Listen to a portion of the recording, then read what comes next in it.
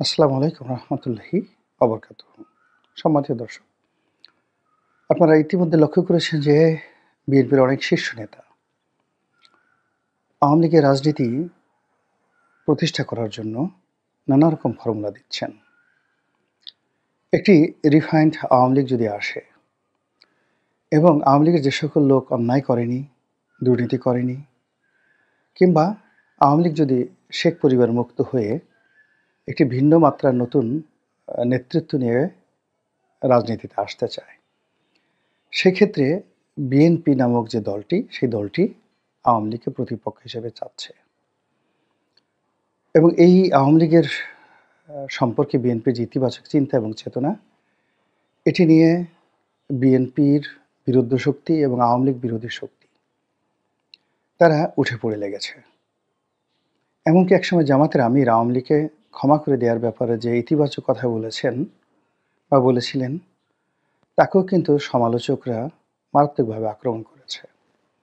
এখন যারা সমালোচনা করছেন এদের একটা বিরাট অংশ উগ্র, বিরাট অংশ তরুণ এবং দেশের যারা রাজনীতির যে ইতিহাস এবং ঐতিহ্য এই সম্পর্কে ওয়াকিবহাল নন।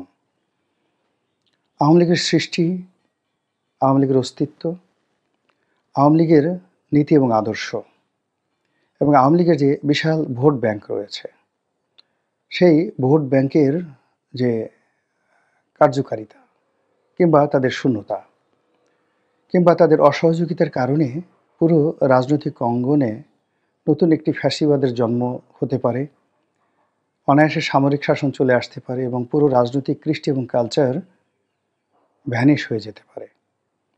এই জিনিসগুলো দেশের সিনিয়র যারা রাজনীতিবিদ তারা যেভাবে বুঝেছেন, তরুণরা সেই জিনিসগুলো বুঝতে পারেননি, ফলে তারা বিদ্রোহ করছেন। এটি আমি তাদের কোনো অন্যায় দেখছি না। তরুণদের তারুণ্য, তাদের রক্তের যে গরম এবং তাদের যে ঐতিহ্য, তারা এরকমই করবেন এবং আমাদের দায়িত্ব হলো তাদেরকে বোঝানো এবং তাদের কাছে সত্যিকার ইতিহাস তুলে ধরা। আপনি জানেন যে বাংলাদেশে যে কয়জন মানুষ আওয়ামী লীগের দ্বারা ক্ষতিগ্রস্ত হয়েছেন, তার মধ্যে জনাব মাহমুদুর রহমান মান্না না, ঠিক আমার দেশ সম্পাদক জনাব মাহমুদুর রহমান, তিনি অত্যন্ত ক্ষতিগ্রস্ত একজন মানুষ।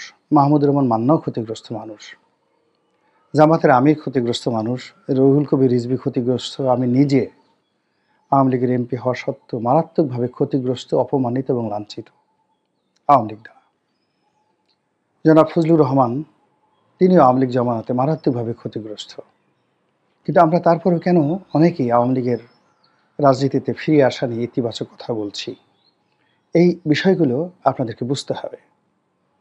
আপনাদের কি মনে হয় শেখ হাসিনা ফিরে আসলে আমাদেরকে সুযোগ দেবে?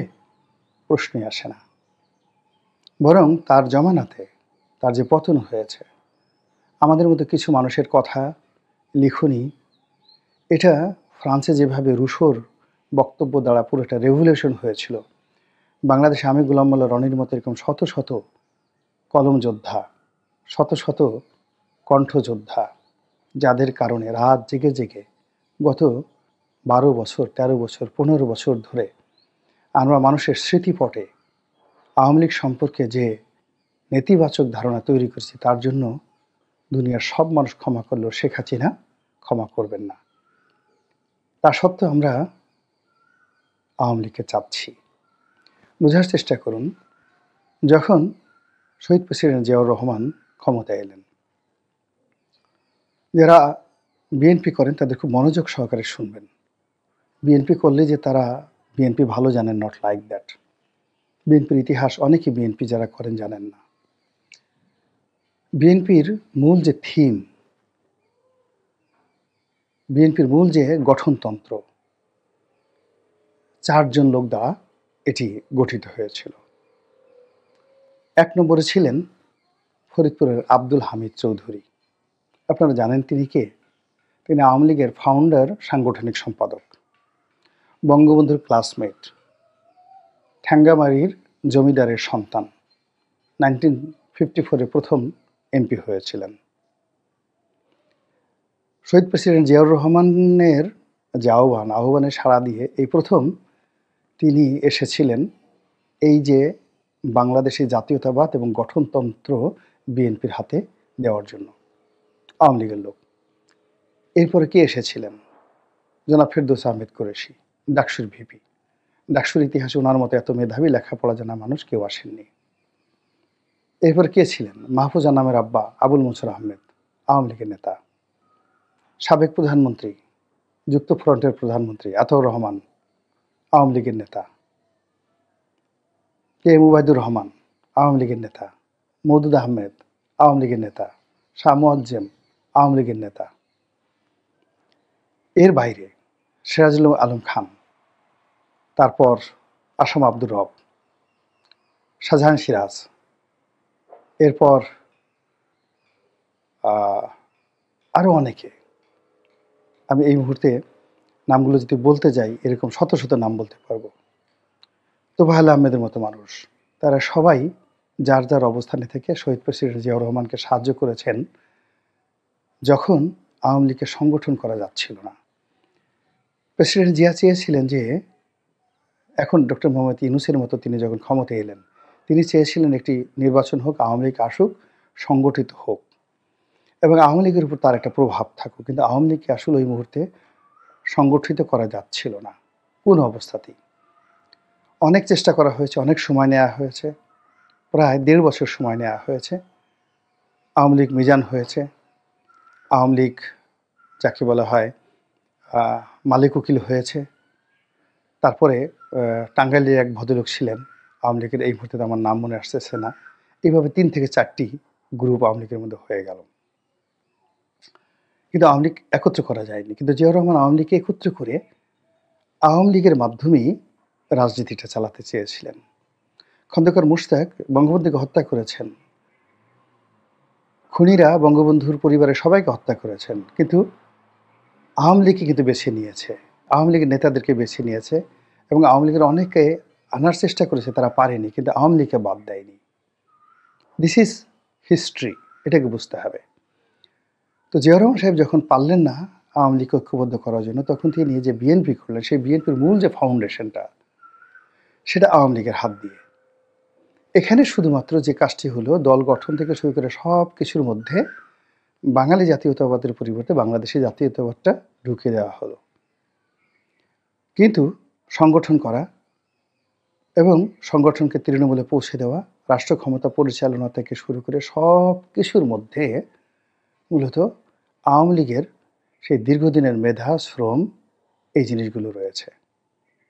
মাওলানা আব্দুল হামিদ খান ভাসানী এবং তার সঙ্গে আব্দুল নোমান, কাজী জাফর আহমেদ থেকে শুরু করে যে সকল বামধারা রাজনীতিবিদ, এমনকি মতিয়া চৌধুরী, রাশেদ খান মেনন, তারা অনেকটা নিউট্রাল থেকে জিয়াউর রহমানকে কিন্তু সহযোগিতা করেছিলেন। কমরেড মনির সিং থেকে শুরু করে আরও অনেকে কমিউনিস্ট পার্টির। এর কারণ হলো যে তিনি এই আওয়ামী লীগ নামক যে দলটিকে ধ্বংস করতে চাননি। ফলে বাংলাদেশে কোনো রাজনৈতিক অনৈক্য সৃষ্টি হয়নি, রাজনৈতিক সংঘাত সৃষ্টি হয়নি।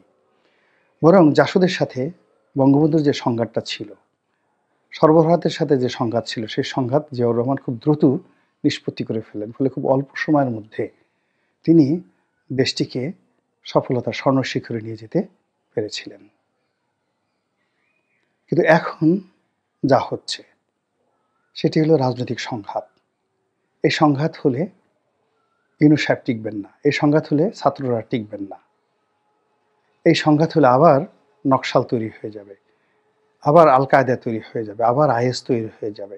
এটা বিএনপির লোকজন বুঝেন, এটি আমার দেশের মাহমুদুর রহমান বোঝেন, এটি মাহমুদুর রহমান মান্না বোঝেন, আমাদের মতো লোকজন আমরা বুঝি। এই জন্য আমরা একটা রাজনৈতিক কালচার তৈরি করার চেষ্টা করছি, শেখ হাসিনা বা শেখ পরিবার বা এস আলমদের মতো দুর্নীতিবাজদেরকে প্রতিষ্ঠা করার জন্য নয়। যখন এরকম একটা পরিশুদ্ধ পরিবেশে রাজনীতি করার সুযোগ আসবে, বিশ্বাস করেন যে আবর্জনাগুলো একবার ডাস্টবিনে চলে গেছে, সেগুলো আর কখনো বাংলাদেশে ফিরে আসতে পারবে না। 1973 থেকে 1975 পর্যন্ত বঙ্গবন্ধুকে যারা ডুবিয়েছেন, যে সমস্ত কুলাঙ্গার, খোঁজ নিয়ে দেখেন তারা এখন পর্যন্ত রাজনীতিতে প্রতিষ্ঠিত হতে পারেনি। 2009 থেকে 2025 সন পর্যন্ত, 24 সন পর্যন্ত যে সকল কুলাঙ্গার শেখ হাসিনাকে, আওয়ামী লীগকে ডুবিয়েছে, তারা কোনোদিন রাজনীতিতে আসতে পারবে না। কিন্তু এদেশের রাজনীতি যদি টিকিয়ে রাখতে হয়, অবশ্যই অবশ্যই আওয়ামী লীগকে লাগবে। এবং বিএনপির সিনিয়র নেতৃবৃন্দ যেভাবে এই বিষয়টি বুঝতে পেরেছেন, সেভাবে বিএনপির তৃণমূল যদি বুঝতে পারেন এবং তারা যদি শহীদ প্রেসিডেন্ট জিয়াউর রহমানের রাজনীতিটিকে আপহোল্ড করে একটি পরিশুদ্ধ রাজনীতি তৈরি করেন, তাহলে বিএনপির মধ্যে যে সকল এসালম আছে, বিএনপির মধ্যে যে সকল দরবেশ আছে, তারাও এদেশ ছেড়ে পালাবে, তাদেরও কবর রচিত হবে। যারা তরুণ বন্ধু এখন নেতৃত্ব দিচ্ছেন, আল্লাহ মানুষের হাতে হঠাৎ করে নেতৃত্ব দেন এবং এই নেতৃত্ব বেশি দিন থাকে না। যদি মানুষ এটার ওয়াম্মা বিনিয়ামতে রব্বিকা ফাহাদ্দিস, মানুষ যদি সেই নেতৃত্বের শুকর গুজার করতে না পারে। এখন হঠাৎ করে হক মহলা, হঠাৎ করে আল্লাহ, হঠাৎ করে আইএস, হঠাৎ করে তালেবান, হঠাৎ করে পাকিস্তান জিন্দাবাদ, ইনকিলাব জিন্দাবাদ, এই জিনিসগুলো আবেগী কথাবার্তা। এগুলো দিয়ে বিশ্বাস করেন পৃথিবীতে একটা ছোট সামন্ত রাজ্য প্রতিষ্ঠিত হয়নি। আপনারা অবাক হয়ে যাবেন যে ইসলামের ইতিহাসের সবচেয়ে যাকে জিন্দাওলি বলা হয়, আওরঙ্গজেব, সে আওরঙ্গজেবের 53 বছর তিনি ভারতবর্ষ চালিয়েছেন। তার রাজ্যের সমস্ত বিখ্যাত উজির, আমির, ওমরা সবাই ছিলেন হিন্দু, শিখ, বৌদ্ধ, খ্রিস্টান, এমনকি ইংরেজ, ফার্সি, এমনকি ইহুদি। এবং তিনি শত শত হাজার হাজার মন্দির তিনি দিল্লির রাজকোষ থেকে সেগুলোকে নিয়মিত মাসোহারা দিয়ে চালাতেন। রাজনীতি ভিন্ন একটা বিষয়। কাজে এখানে অমুকের কল্লা কাটো, অমুকের রক কাটো, অমুকে নিষিদ্ধ করো, অমুকের লাথি মারো, অমুকের বাসা আক্রমণ করো, অমুকে শেষ করো, একটা রাজনৈতিক মেধা, একটা নেতা তৈরি করতে 50 বছর সময় লাগে, আর শেষ করতে মাত্র 5 মিনিট সময় লাগে। এই বাংলাদেশ আলটিমেটলি শেখ হাসিনার কারণে নেতৃত্ব শূন্য হয়ে পড়েছে। 21 আগস্টের গ্রেনেড হামলার কারণে অনেক নেতৃত্ব শূন্য হয়ে পড়েছে। 111-এর কারণে অনেক নেতৃত্ব শূন্য হয়ে পড়েছে। এখন যদি ইউনূসের জমানাতে আবার নেতৃত্ব শূন্যতার কবলে পড়ি, এই ধকল আমরা সহ্য করতে পারবো না। কাজেই কাম অ্যান্ড কোয়াইট, শান্ত হন এবং নতুন করে চিন্তা করুন, ভাবুন। দেশটা নিয়ে যদি জানেন তর্ক করুন, যদি না জানেন শিক্ষা নেওয়ার চেষ্টা করুন। আল্লাহ আমাদের সবাইকে হেদায়েত দান করুন এবং হেফাজত করুন। আসসালামু আলাইকুম ওয়া রাহমাতুল্লাহি ওয়া বারাকাতুহু।